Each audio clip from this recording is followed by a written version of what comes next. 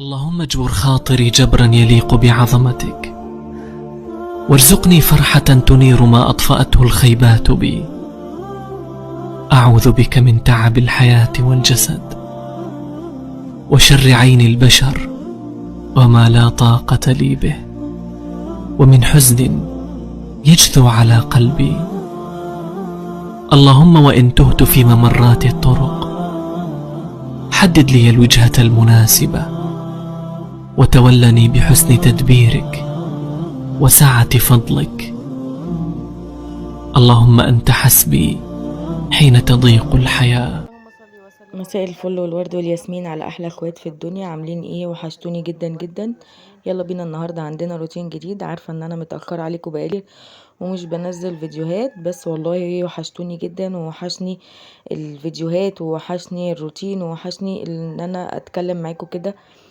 فيلا بينا نبدأ اليوم بتاعنا. النهاردة صحيت بدري.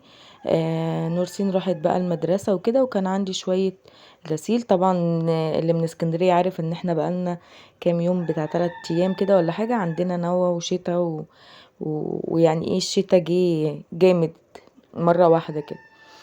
فالنهارده الجو كان كويس شويه، فقلت بقى اغسل واحط شويه الغسيل اللي كانوا عندي كده، اغسلهم في الغساله وانشرهم. وكمان البلكونه كانت عندي مطربه خالص، فجبت بقى الازازه بتاعتي اللي على طول ببقى مستخدماها، فيها اللي هي فيها بريل وفيها كمان كرول.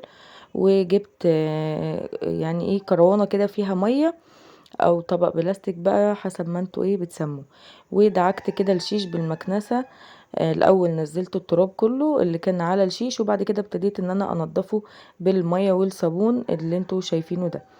عارفة يا بنات ان انا بقالي ياما ما بنزلكوش فيديوهات، بس والله انا مسحولة شوية مع الولاد ويعني وشوية مشاغل كده. بس ان شاء الله باذن الله هننزل مع بعض فيديوهات تاني، وهنرجع يعني ننزل فيديوهات زي ما كنا بننزل الاول. طبعا يا بنات، انتوا اللي عنده سنه رابعه عارف ان يعني سنه رابعه السنه دي اكنها ثانويه عامه. عندي نورسين في سنه رابعه، وبجد المواد صعبه جدا ويعني تقيلة عليهم. احنا نفسنا لما كنا في سنهم ما كانش عندنا المواد دي، ما كانش عندنا الحاجات الصعبة. يعني في حاجات بياخدوها كده احنا كنا بناخدها في اعدادي وفي ثانوي وفي حاجات كده. فيعني ايه، ندعي لهم كده ربنا يقويهم ويقوي ولادنا كلهم يا رب كده، وينجحهم ويجعلهم من احسن الناس، اللهم امين يا رب العالمين. طبعا ما ننساش اخواتنا في فلسطين، ربنا يفك كربهم يا رب، ويزيح عنهم الغمة، اللهم امين يا رب العالمين. وينصرهم يا رب، ويقويهم في الشتاء وفي السقعة دي. ربنا معاهم يا رب، من كل قلبنا بنقول لهم والله ربنا معاكم. خلصت بقى هنا البلكونة ومسحتها وخلاص بقى، كنت نشفتها كده خلاص. وكمان مسحت الحبال ومسحت السور بتاع البلكونة، وكانت بقى الغسالة خلاص خلصت. جبت بقى شوية الغسيل اللي انا كنت بغسلهم، وقلت انشرهم كده عشان ما يتكوموش يعني ايه عليا. يلا يا ست البنات، يلا يا ست الكل كده، لو حاسه بكسل وسقعانه ومتضايقه ولا مخنوقه ولا متعاركه مع جوزك ولا اي حاجه، قومي كده بقى تشجعي معايا. وشوفي لو عندك شويه غسيل كده اغسليهم، عندك شويه مواعين اعمليهم، عندك اي حاجه كده قومي اتسلي معايا كده. وحتى شغلي الفيديو بتاعي كده وانتي شغاله، وابتدي ان انتي شوفي كل اللي وراكي. احنا كلنا ستات بيوت شاطرين، وكلنا مش محتاجين حد يعدل علينا او يقول لنا نعمل ايه وما نعملش ايه. بس هي الفيديوهات بتاعت الروتين مجرد بس ان احنا بنشجع بعض. يعني انا مثلا ساعات ببقى قاعده كسلانه وسقعانه ومش قادره اقوم، اكون بس بتفرج على الموبايل، فبشوف حد من اللي انا بحب اتفرج عليهم مثلا عامله روتين او اي حاجه بتشجعني، بتخليني اقوم اعمل. وفي نفس الوقت الفيديوهات دي بتدينا افكار في حاجات احنا مثلا مش بنعملها، او مثلا تايهة عننا، او افكار جديدة حلوة بتعجبنا ممكن ناخدها من الفيديو. لكن الفيديوهات دي عمرها ما كانت بتقلل مننا ولا اي حاجة، احنا بس بنشجع بعض يعني ايه، بنتسلى مع بعض كده. خلصت بقى شوية الغسيل اللي عندي، وكمان عندي شوية اطباق كده وكوبايات في الحوض، قلت اما اغسلهم ونرجع للرغاوي مع بعض تاني. وحشتني والله بجد الفيديوهات معاكم جدا، وحشني الكلام. عارفة ان التعليقات بتاعتكم قليلة جدا، وفي ناس بتتفرج بس محدش بيكتب تعليق ولا حتى يعني يعمل لايك.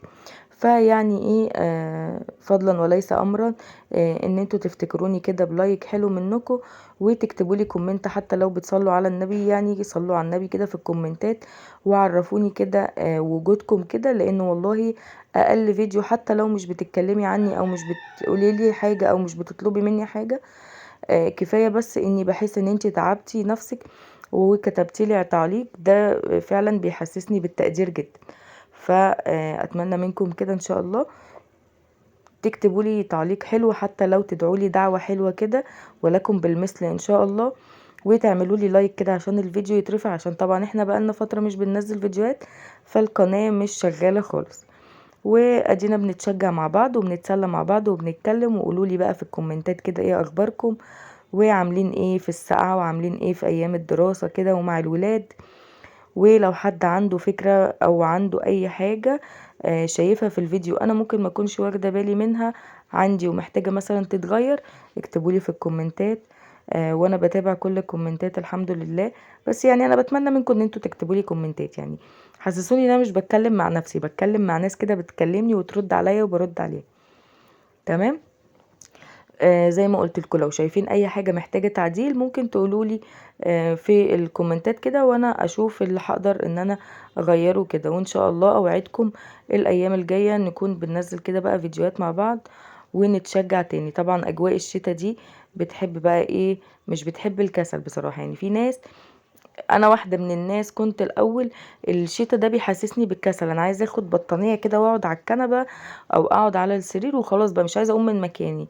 فلما ابتديت ان انا اعمل معاكم الفيديوهات دي، لا بقيت حتى لو مش هصور برضو بتشجع وبقوم، بس برضو التصوير بيشجع اكتر. يعني لما احس ان انا بعمل حاجه او بصور، او ان انا عايزه اوصل لحد الفيديو اللي انا بعمله، او عايزه مثلا ان انا اتكلم معاكم او اعمل فيديو كده واعمل مونتاج واتعب نفسي واشتغل وكده، بيحسسني برضو ايه ان في فرق كده، وبيخليني يشجعني ان انا اقوم اعمل ايه كل اللي ورايا، وان انا كمان اصور معاكم الفيديوهات.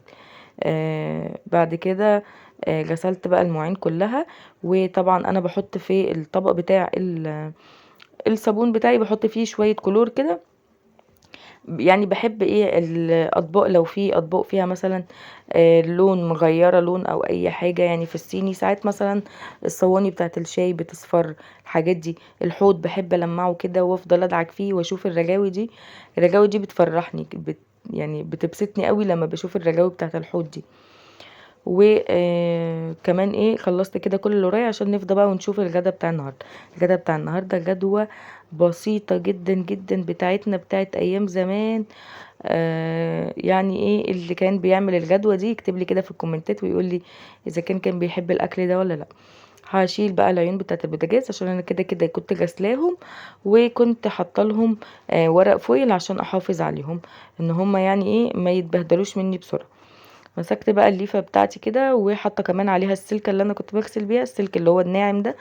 السلك الناعم ده فايدته ان هو بيلمع الاستانلس وبيلمع الالومنيا حلو جدا، عكس الخشن بحسه ان هو بيجرح الالومنيا والاستانلس ومش بيديله لمعان. لكن السلك الناعم بيلمع كده الاستانلس وبيلمع كمان الالومنيا حلو جدا جدا. غسلت بقى هنا البوتاجاز. كنت انا طبعا زي ما انتوا شفتوا في قبل ما اغسله ما كانش متوسخ قوي، بس برضو قلت ايه يعني عشان خاطر لما اعمل الاكل تبقى الدنيا نظيفه كده حواليا، ويبقى البوتاجاز كمان نضيف وزي الفل. هجيب برضو فوطه كده بقى خلاص كده ناشفه لمع بيها بقى البوتاجاز وخلاص على كده. عايزه اقول لكم على تريكايه كده، لو البوتاجاز بتاعك الاستانلس بتاعه مثلا مش حلو او لونه مطفي، بعد ما تغسليه هاتي مثلا منديل او قطنه وحطي عليها نقطه من الزيت، عارفه زيت الاكل اللي احنا بنستخدمه، نقطه بسيطه جدا، وامسحي بيها البوتاجاز، هتلاقي البوتاجاز بتاعك بيلمع جدا جدا. وطبعا نقطه الزيت دي مش هتبهدل البوتاجاز في اي حاجه، وانت كده كده ايدك على طول في البوتاجاز وبتغسليه. تمام. خلصت بقى هنا كده خلاص البوتاجاز. وبعد كده هبتدي ان انا اعمل الغدا بتاع النهارده. الغدا بتاع النهارده زي ما قلت لكم غدا بسيط وبتاع زمان كده. اجواء الشتوية، وبتفكرني بايام زمان وايام ما كنا في بيت اهالينا بقى، والاكل البسيط بتاعنا بتاع زمان دوت. ما كانش فيه بقى زي الولاد دلوقتي عايزين برجر وبانيه والحاجات دي. كان اكل بسيط جدا، وكان بصراحة كان حلو جدا. هو عبارة عن ايه؟ عندي كيس مكرونة هعمله مكرونة متحمرة، اللي هي بتبقى واحدة وواحدة كده، فاهمين؟ انا ليه عملت المكرونة ديت؟ ليه ما خليتش الاكل اللي انا هعمله لسه قدامكم تاني؟ انا عندي نورسين والبنات مش هياكلوا. انا هعمل عدس بجبة وبتنجان مخلل وفلفل مقلي. اكلة كده حلوة جدا جدا، جربوها هتعجبكم. للي مش بيعملها كتير يعني او مش بيفكر فيها. بس انا طبعا عشان عندي البنات مش بيحبوا ياكلوا الاكل ده، فانا عملت لهم مكرونة متحمرة بيحبوها اكتر. وكنت على الناحية التانية بجيب البتنجان اللي هو بتاع المخلل، وكنت بحمره. في ناس بتسلقه وفي ناس بتحمره. انا صراحة اتعلمت التحمير دوت من حماتي، الله يرحمها ويحسن اليها يا رب، ويجعل مثواها الجنة ونعيمها. هي كانت بتقلي البتنجان كده، وصراحة بيديله طعم حلو. ما بتحبيش قلي الزيت، ممكن تحطي له شوية مية وشوية ملح وتقليه، وقصدي وتسلقيه. هنا بقى المكرونه بتاعتي كانت خلاص اتحمرت، نزلت عليها بشويه ميه من الكتل، ميه مغليه، وحطيت عليها بقى توابل فراخ، وحطيت عليها شويه ملح وفلفل اسود. وبس كده. هنا بقى كنت خلاص بطلع البتنجان بتاعي، وهوريكم النهارده البتنجان عشان تطلعيه طعمه حلو كده وزي بتاع بره. التحبيشه بالظبط بتاعته بتبقى عامله ازاي. هنا كان عندي برضو قرون فلفل قليتها، وكنت كده خلاص، وكانت المكرونه كمان قربت تتشرب. قلبتها تقليبه واحده، وبعد كده وطيت عليها. ودلوقتي بقى هنروح نعمل العدس بتاعنا. عندي شويه عدس. من الافضل ان يكون نقعاه قبل ما استخدمه، بس انا بصراحه ما نقعتوش، استخدمته على طول، غسلته كذا غسله كده. وبعد كده حطيت له ميه، وبعد كده بصلايه كده بتقطعيها مكعبات، وبزوده شويه ميه سخنه عشان خاطر يعني ايه ما ياخدش وقت في السوا وكده. هجيب 3 طماطميات بس، هقطعهم كده عليها. طبعا في ناس بتعملها بطريقه مختلفه، في ناس بتسبك طماطم وبعد كده تحطها على العدس. بصراحة هي الطريقة دي انا بعملها، بتكون كده ني في ني، بيكون صحي شوية ومفهوش بقى ايه دهون وتسبيكة والحاجات دي، فاهمين؟ للي طبعا معدته تعباه ومش بيحب الاكل المتسبك كده، اسمها ني في ني. يعني البصل ني والطماطم نية والعدس ني وكل الاكل كده ني في ني، نحطه بقى على النار ويبقى زي الفل.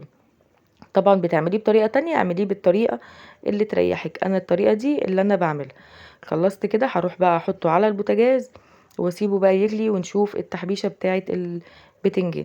بحط فلفل اخضر حامي وهريسة شطة، وبحط كمان توم كتير، وبجيب بقى 3 ليمونات كده بعصرهم على الليمون ده. بحط القشر كمان في العلبة اللي انا هحفظ فيها البتنجان. ليه؟ بتدي مادة حافظة للبتنجان، وفي نفس الوقت بتديله طعم وريحة كده حلو جدا. الليمون طبعا زي ما احنا عارفين حلو جدا، ومش مش مضر يعني، الا بس لو انت عندك قرحة في المعدة او عندك معدتك حساسة ما تستخدميش فيها ليمون كتير. حطيتش القشر الليمون كله، حطيت بس قشرة ليمونة والباقي رميته. جبت بقى البتنجان بتاعي بعد ما برد، وابتديت بقى ان انا احشيه. طبعا ما ننساش الملح، اهم حاجة الملح، لان اسمه بتنجان مخلل يعني معتمد على الملح. وابتديت بقى ان انا احطه كده، وبعد كده برصه بقى في العلبة دي، لان انا اللي باكله وانا بحبه يعني، ومحمد برضو بيحبه فساعات بياكل منه، بس انا اكتر حد بياكل منه في البيت. فبحب احفظه على اساس ان هو لما اعمل يعني الحبة دول هيقعدوا معايا وقت، ممكن يقعدوا معايا 3 4 ايام اسبوع كده باكل فيهم. فعشان كده بحب احطهم في علبة بقى كده مقفولة، وفي نفس الوقت عشان ما يعملش اي ريحة في التلاجة، عشان التوم زي ما انتوا عارفين بيعمل ريحة كده، بتبقى الريحة بتاعته نفاذة وكده. الفلفل برضو هحطه معاهم عشان ياخد بقى من الطعم بتاعه. وهسيب بس 2 بره عشان خاطر لو يعني لو محمد مش عاوزهم يحطهم كده بقى ايه على البتنجان. هجيب بقى بقية اللي فضل عندي من التوم وهعصر عليه ليمونة كبيرة كده تكون ميتها كتير، وبعد كده هحطهم على وش البتنجان بتاعي بالشكل ده واغطيه. وده كان الغدا بتاع النهاردة. اتمنى الفيديو النهاردة يكون عجبكم وكل حاجة عملناها، وقليت كمان بتنجان. يا رب فيديو النهاردة يكون عجبكم، وما تنسونوش في اللايك والشير والسبسكرايب. اشوفكم ان شاء الله في فيديو جديد. مع السلامة.